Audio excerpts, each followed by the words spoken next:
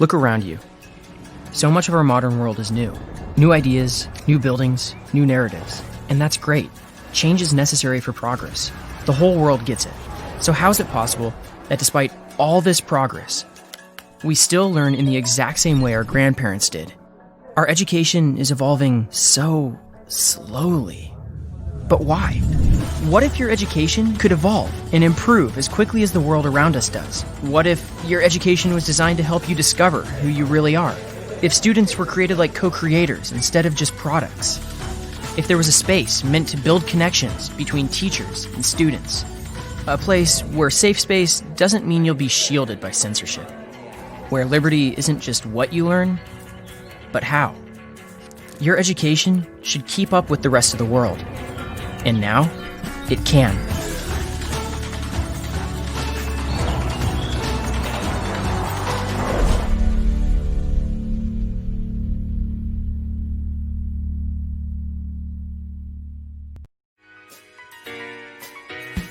La universidad es un lugar de innovación, por eso innovación y universidad son la misma cosa. En Estudios Políticos y Relaciones Internacionales de la Universidad Francisco Marroquín, los estudiantes son los dueños de su proyecto académico. We've developed incredible curriculum, we've developed incredible outreach. Es la carrera del futuro de alguien que quiera adentrarse en el apasionante mundo de los estudios políticos con la libertad como eje central.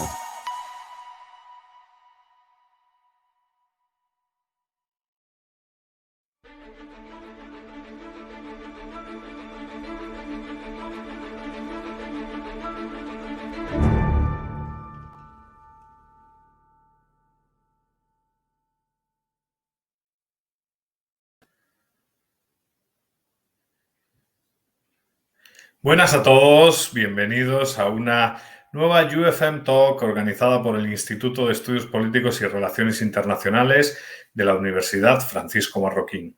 Mi nombre es Eduardo Fernández Luña y soy el director del Instituto Juan de Mariana y profesor en el querido EPRI, en nuestro querido Instituto de Estudios Políticos y Relaciones Internacionales. En esta tertulia hablaremos sobre la respuesta de Alemania a la crisis sanitaria del coronavirus. Un artículo publicado para el Centro de Análisis de las Decisiones Públicas, para el CADEP, por el profesor Benito Cadenas. Benito es doctor en Economía, máster en Economía también y en la actualidad se desempeña como profesor de esta rama de conocimiento en la Universidad Rey Juan Carlos y en la Schiller International University. Es para nosotros un placer contar con Benito, es la primera vez que publica y colabora con nosotros aquí en la Casa de la Libertad, en la Universidad Francisco Marroquín. Y sin más preámbulos, pues Benito, bienvenido, ya sabes que esta es tu casa y si quieres podemos comenzar con la presentación de tu investigación y posteriormente iniciamos el diálogo. Estupendo, pues muchísimas gracias Eduardo por la invitación y también por todas las observaciones que habéis hecho tú y Elena al artículo que han aportado mucho valor al artículo y es lo que voy a comentar ahora porque, bueno, sin más, el sistema sanitario alemán últimamente, pues bueno, tiene mucho interés porque con esta crisis sanitaria que tenemos, por ejemplo, sobre todo yo que estoy en España, la situación está francamente mal. Entonces, la gente se pregunta cómo se ha hecho en otros países, ¿no? Y entonces Alemania aparece enseguida como país de referencia, salió enseguida en la época de marzo o mayo, pues sobre todo por las buenas cifras. Entonces, la gente quiere saber qué es lo que han hecho los alemanes y cómo funciona su sistema sanitario. Contrario a lo que mucha gente piensa, Alemania es un país en el que el tema de la libertad económica y la posibilidad de elegir es bastante más importante de lo que la gente en un principio cree. Además ya viene de atrás, porque, por ejemplo, Alemania salió de la Segunda Guerra Mundial con políticas liberales, con su famoso ministro de Economía, Ludwig Erhard. Entonces, ya viene de atrás, ¿no? Bueno, pues mirad, para ver por qué Alemania tiene, ¿por qué tanto interés por Alemania? Pues básicamente los datos que voy a mirar un momento demuestran por qué Alemania tiene tanto interés. Aquí os he sacado algunos datos comparativos básicos que luego podemos comentar en la tertulia, pero para que veáis, en el número de fallecidos, también os he puesto uno de Guatemala, número de fallecidos por cada millón de habitantes, veis que España tiene mucho más que Guatemala y bastantes más que Alemania. Y luego, el otro tema que también interesa es el tema del cómo ha afectado también, en segundo nivel, cómo ha afectado a la economía las políticas que han tomado y, en general, el coronavirus. Como vemos aquí, la reducción del PIB del segundo semestre en España ha sido del 18,5, es uno de los peores. En Guatemala, esto es una estimación de vuestra universidad, porque ese dato todavía no lo tenéis, se calcula que puede ser el 16%, y en el caso de Alemania, la caída del PIB en el segundo trimestre ha sido prácticamente la mitad, en torno al 10%. Bueno, básicamente, ¿qué tiene de características principales Alemania? Pues a ver, entre otras, su sistema sanitario, ¿cómo funciona su sistema sanitario? Pues su sistema sanitario básicamente es universal y funciona distinto a, por ejemplo, España o el caso de Inglaterra, y funciona pues con una financiación que no es pública, sino que básicamente lo que se hace es dar parte de tu salario y se paga a una caja de seguro. Y bueno, pues de esta manera cubren al 80%, a más del 80% de la población, y luego los que tienen una renta superior a 50.000 euros, pues pueden salir de esa, digamos, forma oficial de cajas de seguros y se pueden ir a un sistema privado, pero solamente en el caso de que tengas más de 50.000 euros de salario. Pues bueno, esto es cómo funciona. ¿Cómo cubre al resto de la población? Pues los parados que también entran, también a esos se les paga el sistema de cajas, y con tu seguro de haber pagado, de haber contribuido a la caja de seguro, pues también estás cubierto si estás parado. Y los pensionistas lo mismo. Ellos están también cubiertos por este sistema. Los hospitales que tú puedes elegir, tienes una libertad de elección total. Entre los hospitales prácticamente puedes elegir casi todos los hospitales, tanto públicos como privados. En general, los hospitales, la mayoría son privados, que cierto es que para la formación y para la investigación pueden tener dinero y financiación pública. Una de las cosas más interesantes del sistema alemán es que su sistema sanitario cubre una gran cantidad de servicios. O sea, ¿a qué me refiero? Pues que te cubre el dentista. Por ejemplo, en España todos estamos cubiertos, pero el dentista no te lo cubren. Y no solamente dentista y cosas de ese estilo, sino que, por ejemplo, una persona tiene cáncer y quiere tener el tratamiento último que viene de Japón o viene de Estados Unidos o incluso de Alemania, y en Alemania tú puedes tener ese tratamiento último, cosa que no sucede ni en Inglaterra ni en España con el sistema público financiado públicamente con impuestos.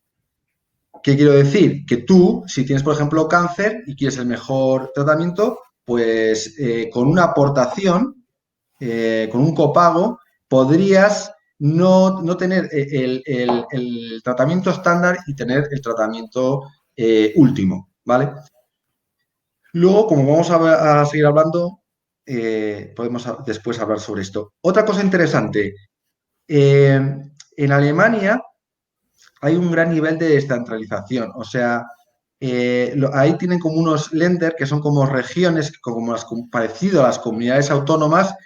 Quiero decir que tienen un grado de descentralización bastante grande y ahí prácticamente casi todas las decisiones relacionadas con sanidad están delegadas a los Länder, que son como provincias, y también a los municipios.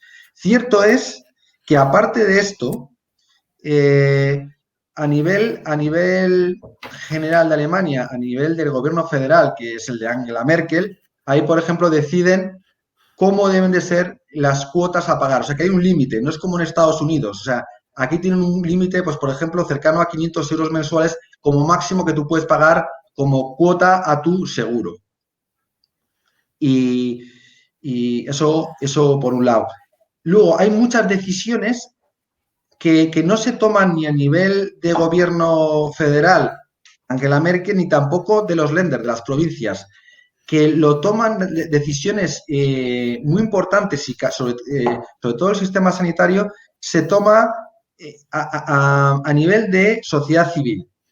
¿Quién la toma? Pues las cajas de seguro, cajas de enfermedad, que son, digamos, el seguro como si fuera el seguro que te lleva tu seguro sanitario, y que hay como 100 y pico en Alemania que tú puedes elegir entre todos ellos.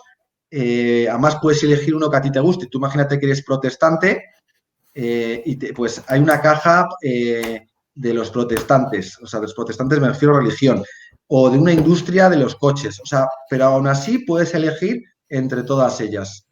Y es a nivel de estas cajas y a nivel de también de los médicos y de los pacientes en el que se toman la mayor parte de las decisiones que le competen al sistema sanitario alemán. O sea que tiene mucho poder, digamos, y tiene mucha participación el sistema sanitario alemán, porque aquí entran, como digo, pacientes, médicos, las cajas de seguro, se reúnen en un comité y deciden la mayor parte de las cosas. Solamente delegan a los gobiernos regionales y nacionales pues temas, como estaba diciendo antes, la cantidad de el límite que pueden pagar mensualmente, porque también aquí hay un problema como en todas partes del mundo. El coste sanitario está subiendo y claro, no pueden pagar, los alemanes no aceptarían pagar cuotas de seguro como pueden pagar en Estados Unidos de más de 1.000 euros o más mensual, ¿no? Entonces, este es un poco cómo funciona el sistema sanitario. Otra cosa que quiero comentar, ¿por qué puede ser que tenga estos niveles que tenéis en pantalla tan bajo de muertes? Con una explicación de 5 minutos ya acabo con esto. Para mi parecer, y también estos buenos resultados que veis a la derecha en la economía, que en todos los países ha afectado, pero la reducción es muy pequeña. O sea, no hay país que no haya sido afectado. Solamente Suecia, que yo sepa, en su primer trimestre no entró en recesión, o por lo menos fue un PIB positivo, aunque fuera nulo. Pero a ver, según el estudio que yo he podido hacer, la clave de los buenos resultados de muertes está principalmente en la flexibilidad de su sistema sanitario. ¿A qué me refiero? Pues que como tú tienes tu seguro, cada uno tiene su caja y no tienen que esperar a que ningún gobierno les diga que cuándo pueden reaccionar ante cualquier pandemia o algo, las cajas y los laboratorios se podían poner en funcionamiento ya en febrero y marzo. Entonces, ellos se adelantaron, o al menos no se retrasaron con sus laboratorios y con sus seguros para hacer pruebas. Te cubría probablemente en gran parte, o sea, si tú, imagínate que te tienes que hacer una PCR, que es una prueba para saber si tienes COVID, ahí te la hacen rápido, tienes el seguro, te paga una parte importante. Aquí en España te lo tienes que pagar tú, no te entra en la cobertura, digamos, sanitaria. Entonces, los alemanes enseguida se pusieron a hacer pruebas a la población y a aislar, en el caso de que fuera necesario, residencias y a las personas vulnerables. Entonces ya con esto ayudó mucho a que no se propagara con tanta fuerza como pasó en España o en otras, o Inglaterra o en otras muchas partes, o como en América Latina. O sea, se adelantaron. Y luego, por otra parte, y esto es lo último que comento y luego hablamos, está también algo que también he podido detectar, es que me quedó sorprendido al intentar investigar un poco, es la gran cantidad, y paso aquí a verlo, la gran cantidad de camas hospitalarias que tiene Alemania, comparado con otros países. Tiene el triple de camas que España y el doble de camas que los países OCDE. A la izquierda veis las camas hospitalarias en general y a la derecha el número de camas UCI que tienen. Como podéis ver, tienen muchísimas camas UCI. Solamente países como Corea o no sé si Japón también, Corea y Japón tienen niveles de tantas camas hospitalarias y camas UCI. Aquí, por ejemplo, en España, en el pico de la pandemia, no había camas UCI para la gente, ni siquiera camas normales. La gente, lo que nos hacen entender es que mucha gente ha muerto por no tener la atención adecuada en el momento adecuado. Entonces, camas UCI de sobra, no han llegado a colapsar, y camas normales también. Aquí en España, pues ya veis, tuvieron que hacer en el IFEMA, que es el Palacio de Congresos, hacer un hospital rápido y corriendo solamente para camas normales. Pero el tema de las camas UCI también consiguieron montar unas pocas, pero había deficiencia, o sea, no había suficientes camas UCI. Entonces, esto es básicamente la introducción que os quería hacer sobre el sistema sanitario alemán y la respuesta de las políticas públicas que han tenido a respecto. O sea, que si queréis, Eduardo, con esta introducción he intentado dar un par de ideas. Podemos hablar, si queréis. Muy bien, pues muchas gracias por esta presentación inicial. Vamos a retirar la presentación ya para que aparezcamos tú y yo ahí tranquilamente dialogando. Y quizás una primera reflexión, que además para el público que nos está viendo, que es un público iberoamericano, una primera reflexión que me parece importante señalar quizás tenga que ver con esta cuestión de la universalidad y al mismo tiempo de la propiedad privada de los medios sanitarios, ¿no? Entonces, ¿por qué digo esto? Porque muchas veces, y quizás esto sea un problema estrictamente americano por la influencia de Estados Unidos, cuando se habla de acceso universal a la salud, todo el mundo piensa en propiedad estatal de hospitales, contratación de médicos, todo este tipo de cosas. Totalmente. Sin embargo, lo que se observa en Alemania, y tú lo explicas muy bien en tu trabajo, es que se puede lograr un sistema universal que cubra a toda la población,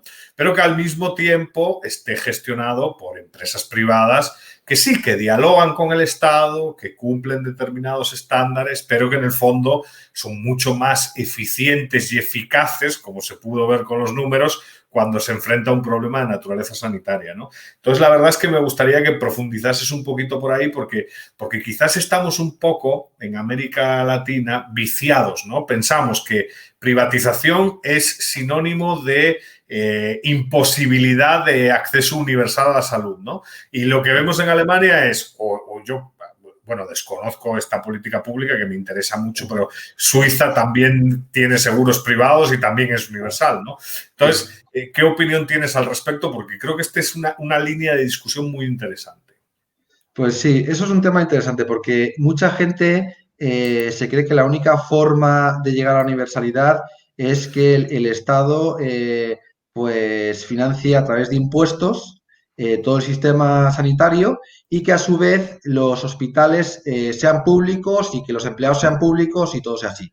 Eso es un poco lo que sucede en España, aunque también está cambiando un poco. El tema de la universalidad significa que todo el mundo esté cubierto. O sea, que toda la población, el 100% de ese país, el 100% esté cubierto de alguna manera con unos servicios básicos indispensables. Que tú tengas que ir a urgencias y te atiendan con el seguro que tengas. No significa que sea gratuito, Y esto es importante porque en Europa, la mitad de los países, todos los países que están alrededor de Alemania, como tú bien dices, Suiza, Austria y todos los que Alemania ha tenido mucha influencia, porque Alemania fue el primer como seguro social, que cubre a todos, pero tiene como un sistema parecido al seguro convencional. Pero, ¿qué pasa? Que en Alemania tienen en cuenta a toda la población, o sea que a los que están en situación más difícil también les cubre. Aquí lo interesante es que universalidad en Europa, muchas veces tú tienes que también cuando vas a un hospital pagar. En cambio, pagar. En cambio, en España, NHS Inglaterra es libre en el punto de atención. O sea, que no tienes que... Es como que no hay que pagar en el punto de atención. Tú llegas al hospital y no pagas. En cambio, en Alemania tú siempre, o Suiza, o Austria, tú tienes siempre un copago. Pagas desde el 20% al 10% y haces un pequeño copago. Que al principio dices tú, no, pero que parece que suena que es mucho mejor el otro, el que no haya que pagar en el punto de atención.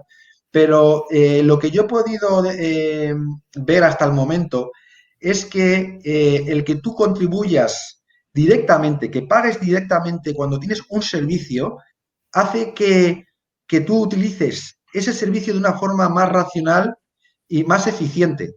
Porque el problema que tenemos, por ejemplo, en España, en Inglaterra y en muchos sitios que tienen un sistema, digamos, que no haya que pagar nada en el punto de atención, es que, claro, como no hay que pagar nada, la gente va con demasiada frecuencia. Como no cuesta nada, yo voy constantemente al hospital a gente que igual, por algún motivo, imagínate, pensionistas que igual tienen más tiempo, pues van demasiado al hospital. Y claro, ahí sí tenemos listas de espera y este tipo de cosas que suceden cuando no pagas en absoluto nada del servicio cuando tú lo recibes, el usuario, digamos, ¿no? Luego, el tema que preguntabas de efectivamente, no hace falta que sean hospitales públicos para llegar a la universalidad. O sea, Alemania al principio casi todos los hospitales eran públicos, pero hubo una transición a hospitales mayoritariamente privados. Ahora hay una mezcla de ambos dos y tú puedes elegir tanto uno público como uno privado. Y tú pagas lo mismo en tu seguro, o sea, a ti no te cambia nada. O sea, incluso si ese te da un mejor servicio y te gusta más, pues tú eliges. O sea, te puedes elegir tanto el público como el privado. Si te gusta más el público, pues te quedas con el público y si te gusta más el privado, el privado. Porque la caja, que es como tu aseguradora, les va a pagar igualmente. Les va a pagar igualmente por actividad a esos hospitales. Que eso es otra, a ver cómo pagas al hospital para que trabajen más o menos. O sea, es todo un mundillo ahí que hay detrás. Pero realmente eso es la clave. Que uno lo haga mejor que otro, eso es discutible. El hospital privado puede tener un incentivo a intentar que el paciente esté más contento, o puede pasar también en uno público, pero vamos, que compiten igualmente y según depende qué cosas hacen mejor una cosa unos u otros. O sea, que los dos funcionan perfectamente bien. Sí, sí, sí. Es un tema, la verdad es que es un tema apasionante, ¿no? Porque además es que así como que es un buen modelo para evidenciar los problemas de la nacionalización, ¿no? En el Instituto de Estudios Políticos nos interesa mucho el public choice y las fallas del Estado en la provisión de servicios y todo esto. Sí. Y claro, estos modelos son modelos alternativos muy interesantes. Si tuvieses que decir la clave, ¿cuál es la clave del éxito de esta cooperación pública-privada? Porque al final lo que evidencia el modelo es que hay una capacidad para colaborar entre instituciones públicas e instituciones privadas con objeto, en este caso, de proveer un servicio tan sensible como es el de salud y la provisión de servicios sanitarios en general, ¿no? ¿Cuál sería, desde tu punto de vista, la clave? ¿Es una clave, a lo mejor, histórica, que aquí estamos hablando de política pública comparada, ¿no? Si hay alguien que nos está viendo y piensa, hombre, pues este modelo sería interesante importarlo, ¿no? Pero a lo mejor no se puede importar el modelo porque hay una cultura que funciona y tal. Desde tu punto de vista y con todo lo que llevas leído y estudiado del modelo, ¿qué explica ese éxito en la colaboración público-privada? Bueno, el éxito primero son los datos. O sea, los datos es que, por ejemplo, tienen muy baja lista de espera, o sea, que te atienden de forma rápida. Y eso es una cosa fundamental, porque en los sistemas sanitarios, todos lo deciden desde un gobierno central, financiado con impuestos y libre en el punto de atención, tiene mucha lista de espera. En cambio, en pues hay interés por dar un buen servicio, porque si no el paciente no vuelve. Entonces, hay mucho interés por ese lado. Luego, ¿qué más tiene el sistema que lo hace? Las posibilidades que tiene. O sea, tienes gran libertad de elección. O sea, y compiten por los pacientes. Eso es clave. Que un hospital, primero que le repercuta si un paciente ha quedado satisfecho o no. Eso es clave, porque en un sistema en el que no hay tanta libertad de elección y luego el que no compite porque puede afectar a la cuenta de resultados, pues eso queda un poco en un segundo plano. Y el paciente también tiene se le escucha poco, por ejemplo, en España o en el NHS Inglaterra, sistemas más, digamos, financiado con impuestos y libre en el punto de atención. Aquí hay mucha colaboración con todos los actores.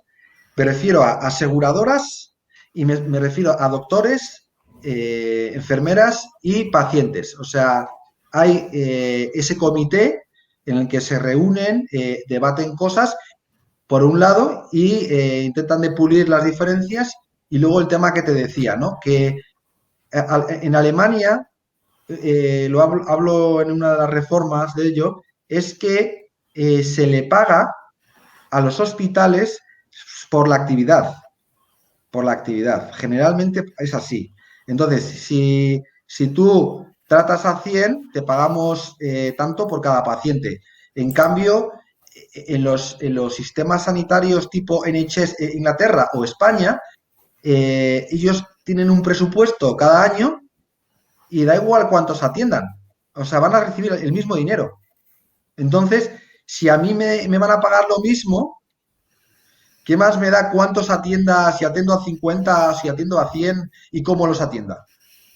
Ahí está la clave. Y luego que el sistema alemán, pues, hombre, todos los sistemas son mejorables. O sea, perfecto no es, pero esos son, bajo mi punto de vista, las principales ventajas. Luego, lo que también os decía, ¿no? Que tiene lo que tú decías de public choice, tienen menos interferencia del político. Por esto que te decía, porque la sociedad civil decide más sobre cómo va a funcionar. Entonces, ¿en qué cosas se nota? Pues en un montón de detalles. Pero a mí lo que más atención me llama es el problema que hemos tenido en España y en Inglaterra, sistemas públicos 100% y tal, en el que es un político el que decide, o unos políticos los que van a decidir cuáles van a ser los servicios que se financian. O sea, vuelvo a lo de antes, que es más importante de lo que parece. Pero si yo, por ejemplo, tengo hepatitis C y ha salido un tratamiento que me cura de la hepatitis C, en Alemania igual no te lo financian y cuesta, imagínate, 100.000 euros. Alemania igual te paga 60.000 euros, que es, o 80.000 euros, que es el tratamiento estándar.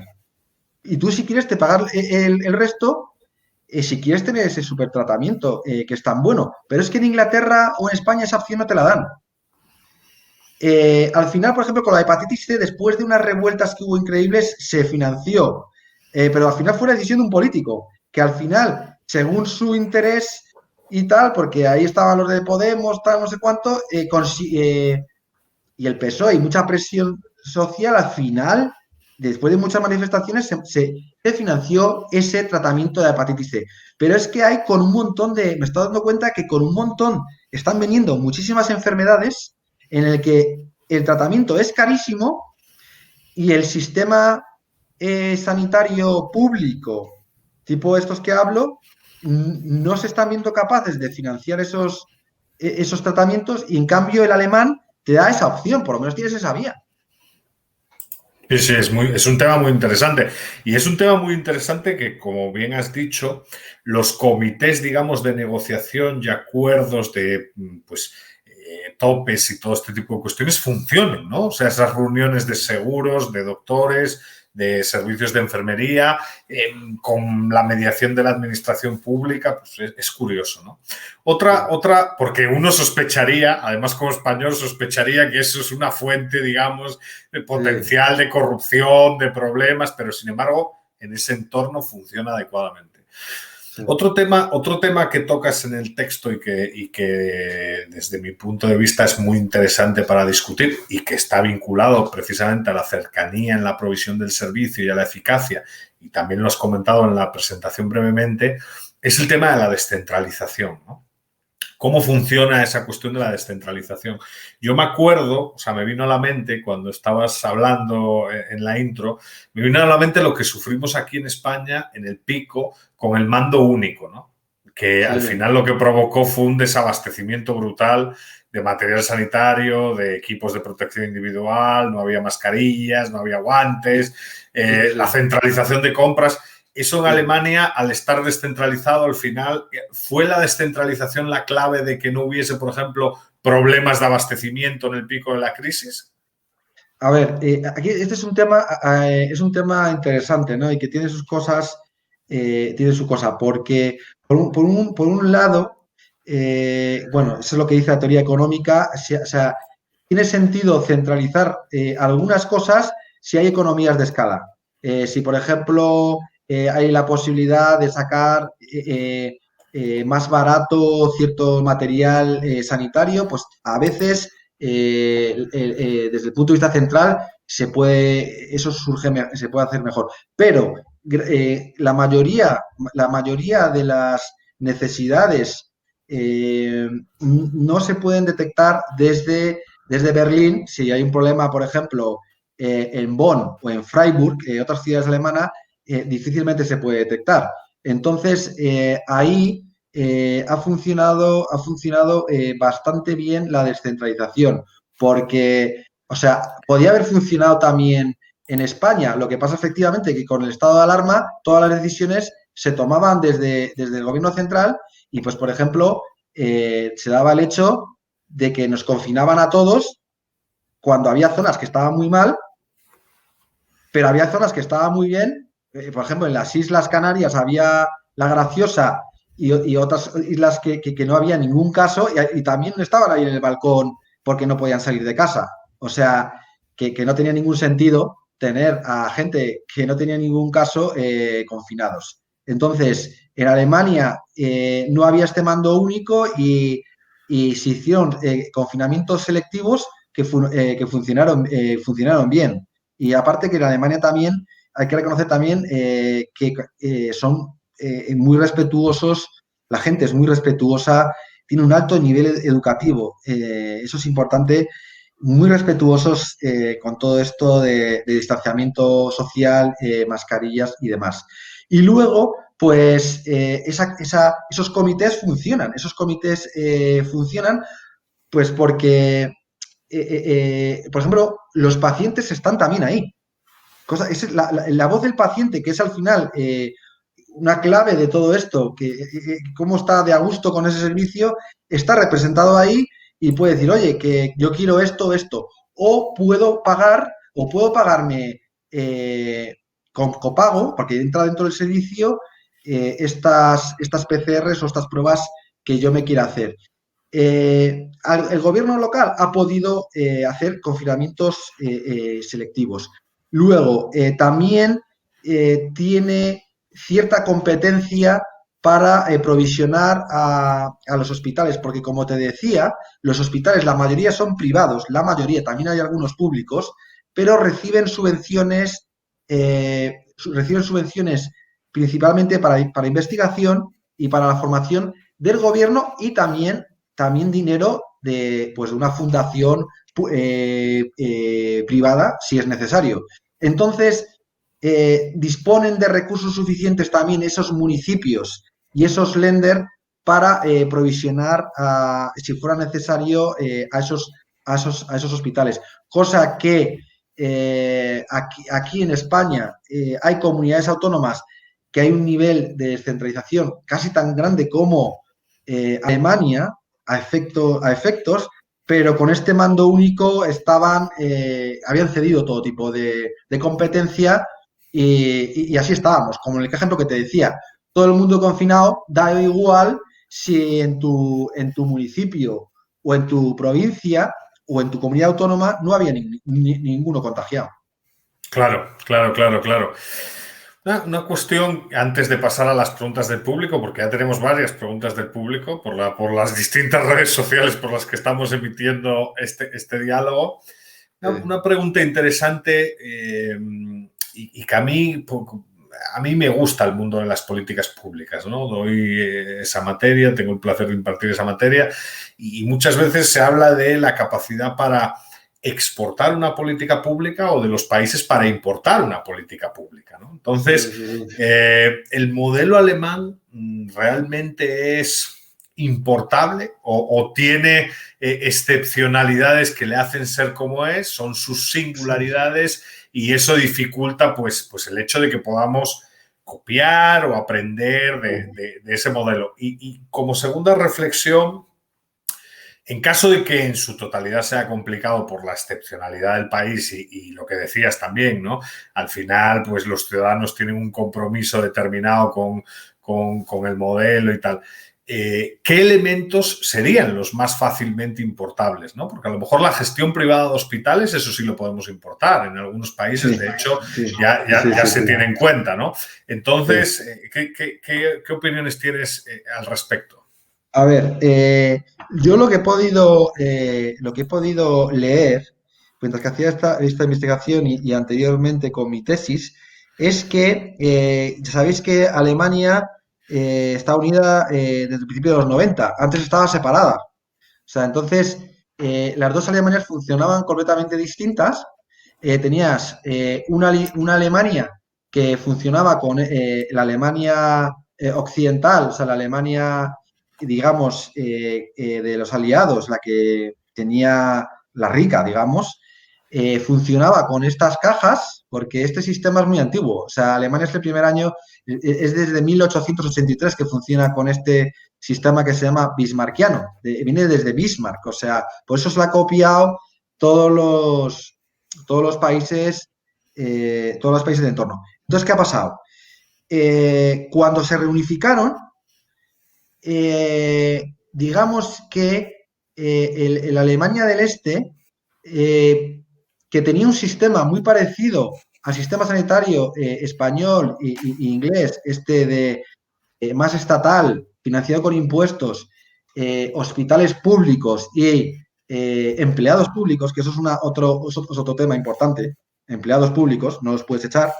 Aquí en España, sobre todo en España, no puedes echar a honesto. Entonces, es un tema que tiene mucha historia detrás, en cuanto a rendimiento, también en cuanto a cuánto se le paga, es un tema...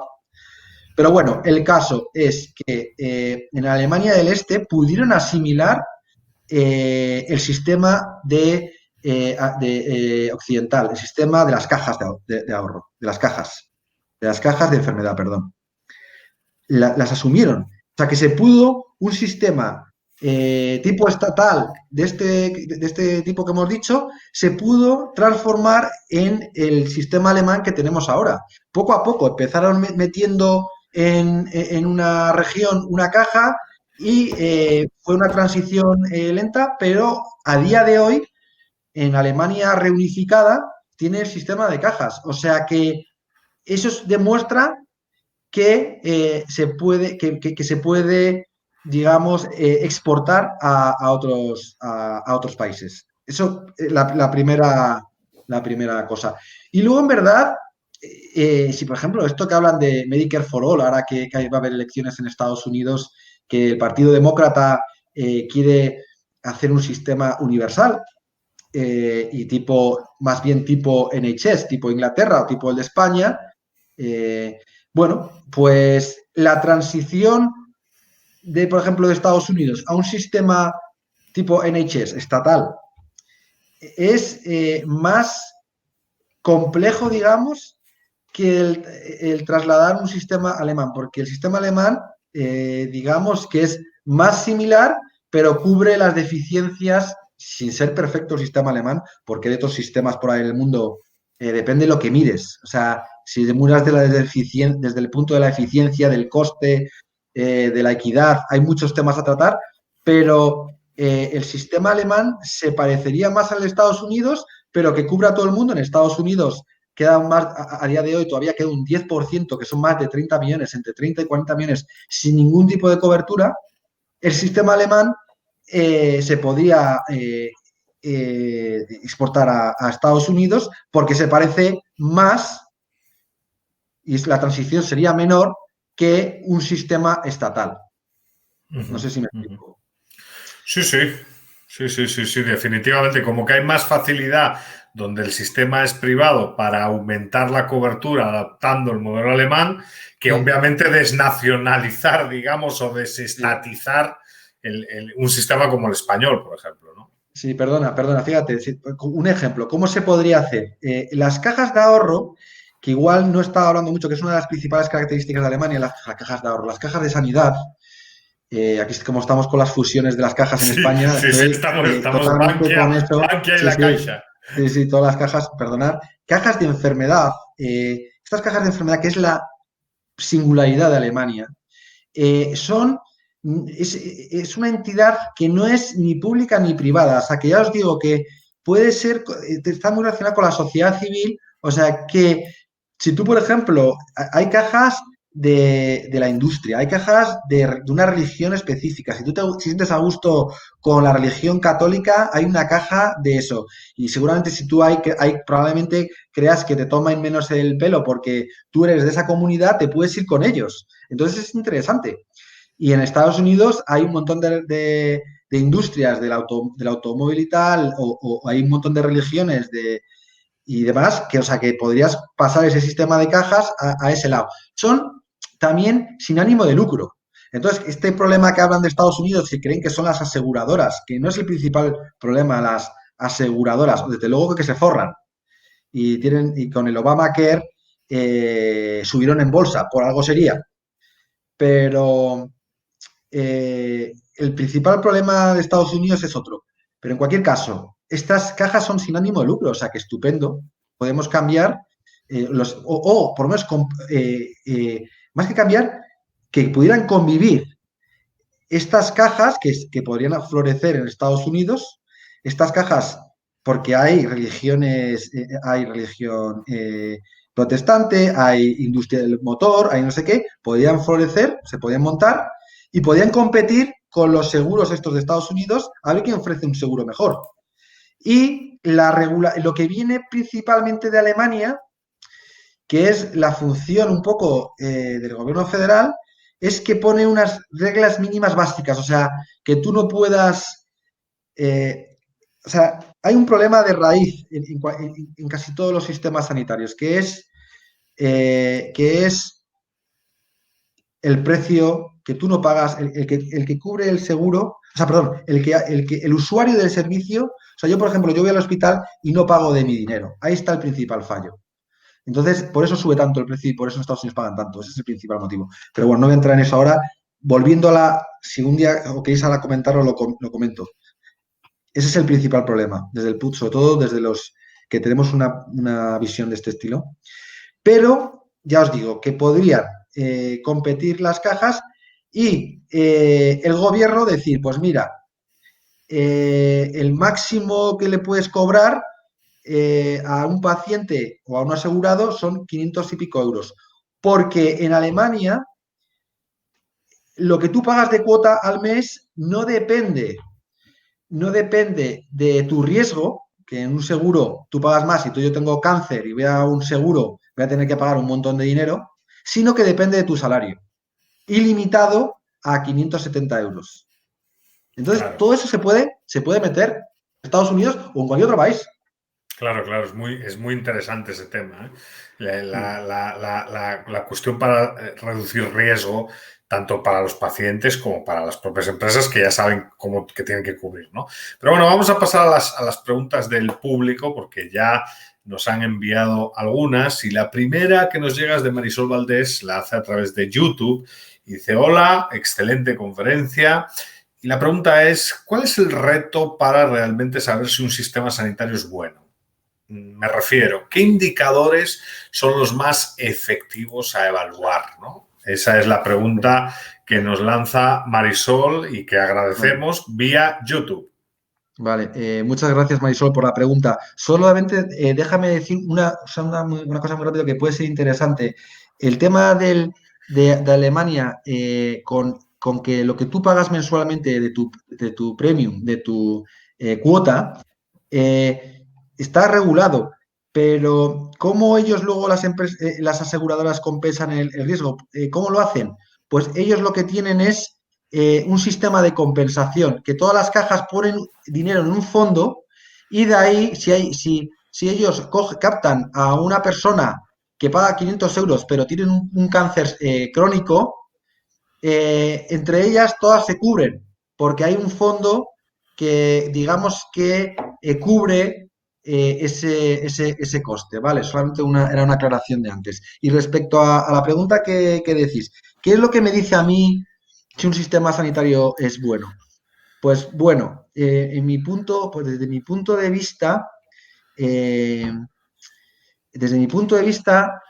que depende de lo que lo miras, porque aquí, si lo miras desde el punto de vista de la eficiencia y de la calidad, lo primero que hay que mirar es la calidad. La calidad, y eso te lo dan los indicadores como, que estén más relacionados con el sistema sanitario, porque te puede suceder que un indicador como la esperanza de vida sea muy alto en un país, pero es que la esperanza de vida no depende solamente del sistema sanitario, va a depender de los estilos de vida que tú hagas. Si tú tienes un país que todos beben alcohol,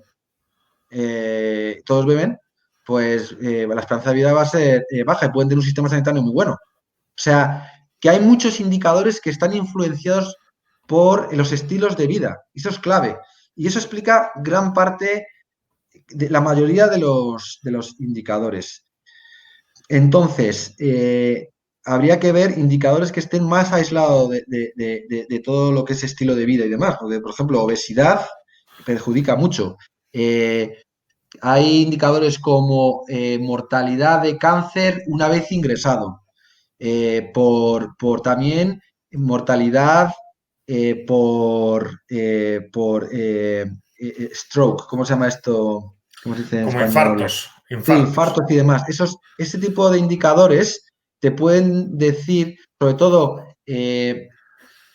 cuántos han sobrevivido después de un mes ingresado.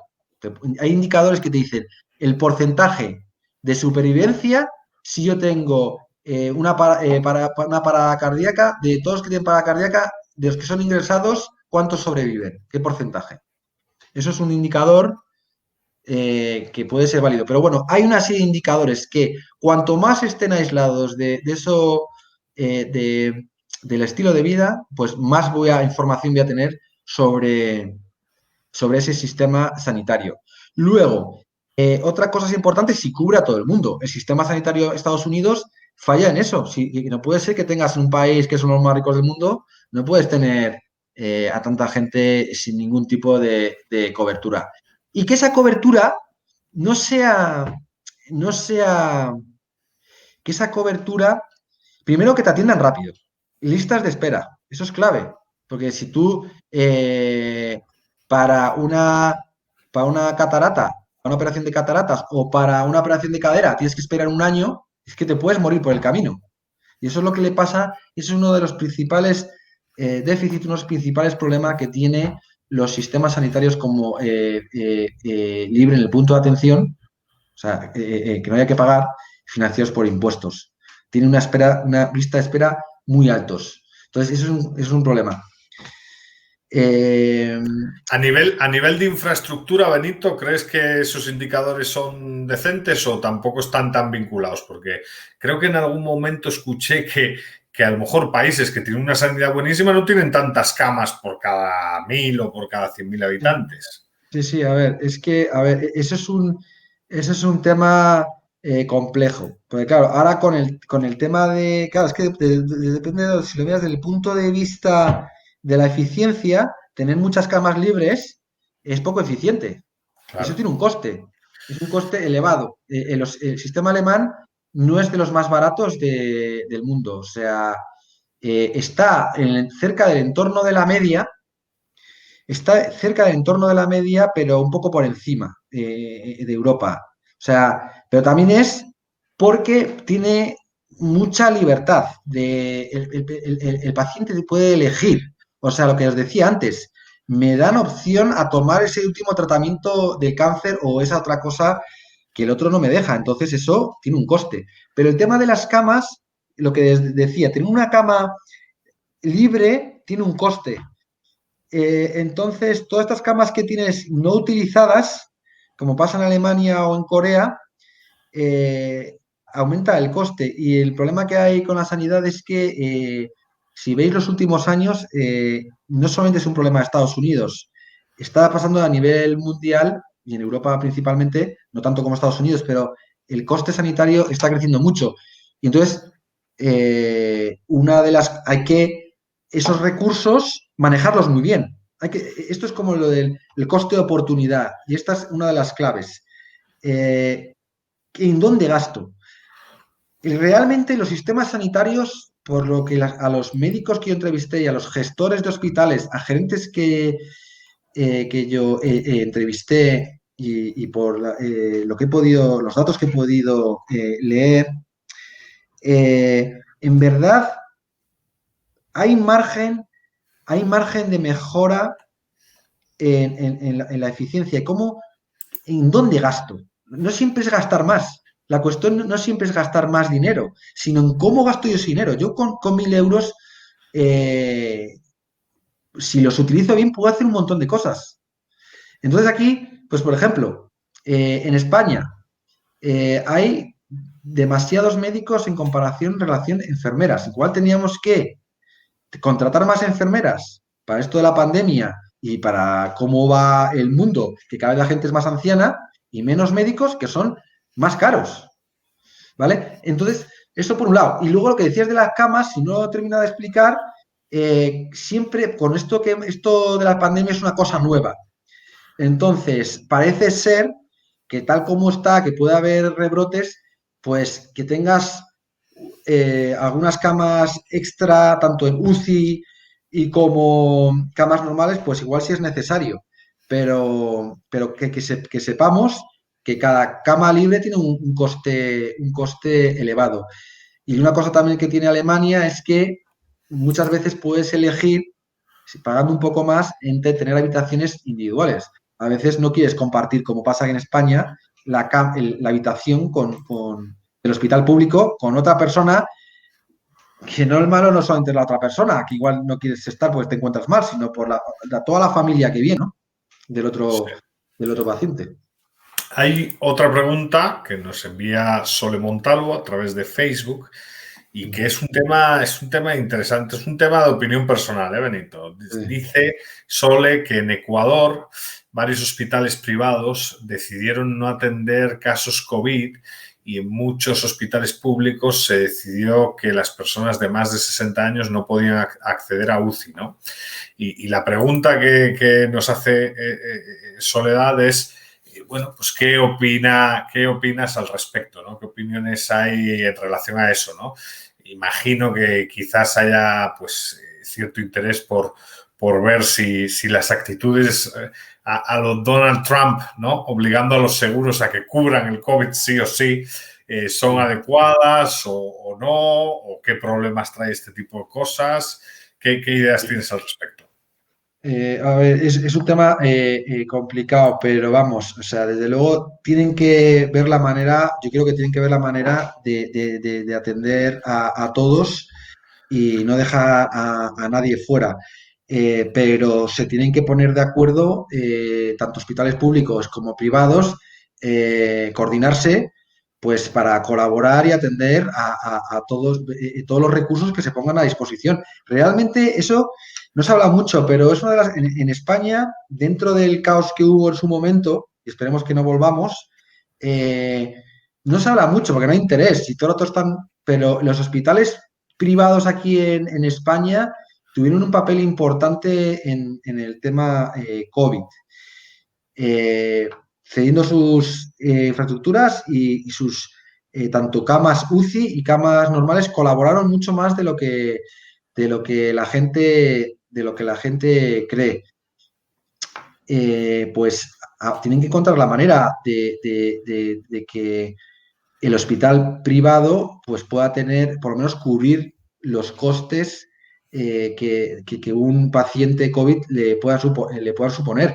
Hay colaboración público-privada, también incluso en España y en muchos países, que funciona perfectamente. O sea, que cobren, se lo paguen, como que sea, mediante financiación pública por día, por lo que sea, pero que el hospital privado, muchos lo han hecho libremente, o sea, sin cobrar, pero tengo entendido vamos, también era una oportunidad para ganar dinero y a dar un buen servicio. Fíjate que en Estados Unidos, uno de los motivos, fíjate, tiene un problema porque uno de los motivos por los que querían ampliar y estaban muchos hospitales y seguros a favor del Obamacare es porque los hospitales, según tengo entendido, cualquier hospital privado en Estados Unidos tiene una cuota de gente sin recursos que les tienen que tratar, aunque no te lo paguen, nadie te lo va a pagar. O sea, tú, pues, hay gente, pues no sé, que no tiene recursos, al que tú le tienes que tratar. Entonces, el Obamacare lo que hacía es pagarles con financiación, obviamente, impuestos, pública. Pero claro, el hospital tal vez también puede contribuir privado de esa manera. Entonces, a ver, no, yo creo que no. Hay también un componente de la sociedad civil caritativo que han tenido históricamente los hospitales privados que no se lo quitaría.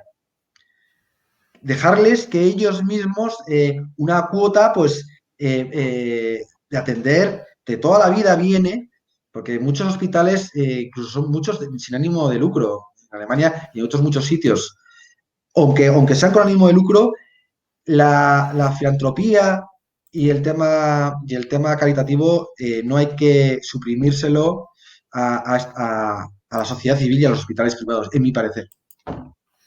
Sí, sí. Bueno, pues la verdad es que son y 59, quedan 30 segundos. Nos quedaba una pregunta pero bueno, si la puedes responder en 30 segundos, 40 segundos, que nos envía Mario Meneses a través de Facebook y que dice ¿qué tanta influencia tiene la cultura sobre la aplicación, sobre la política pública a la hora de gestionar el sistema sanitario alemán? Y dice, hiciste una breve mención del tema, pero si podrían profundizar un poquito en el diálogo, ¿no? Entonces, nada, 30 segundos sobre si la cultura es una variable relevante o no a la hora de sostener ese sistema. Creo que ya con la capacidad para importar y todo eso que señalaba ha quedado respondida, pero si quieres unas palabras finales en ese sentido.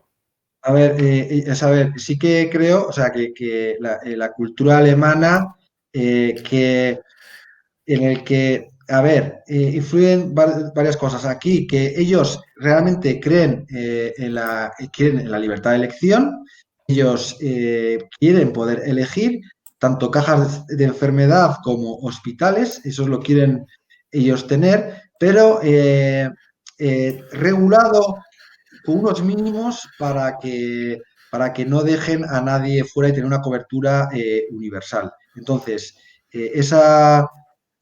y esa forma de participativa en el que, por ejemplo, en esos comités también el paciente esté dentro, es clave, ¿no? Es clave, es como muy inclusiva. Todos participan, médicos, enfermeras, aseguradoras, hospitales, el paciente, aunque no tenga voto, pero por lo menos es ser escuchado, ¿no?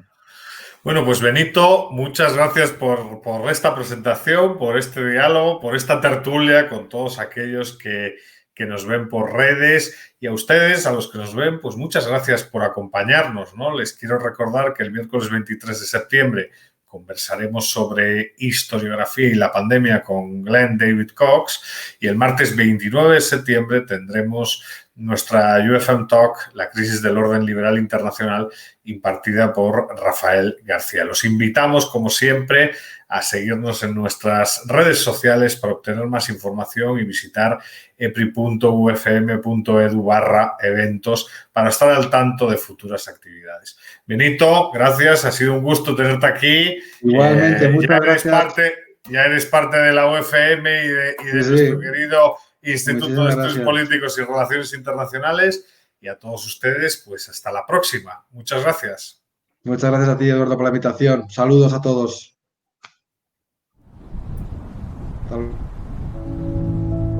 Antigua is such an amazing, special place. An absolutely beautiful location. We're outside in nature.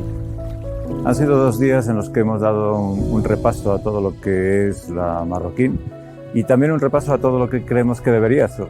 The Co-Creation Forum is, I think, the perfect instrument for achieving true freedom of the exchange of ideas and increasing the knowledge that we have. Hay que estar abiertos al descubrimiento de nuevas ideas.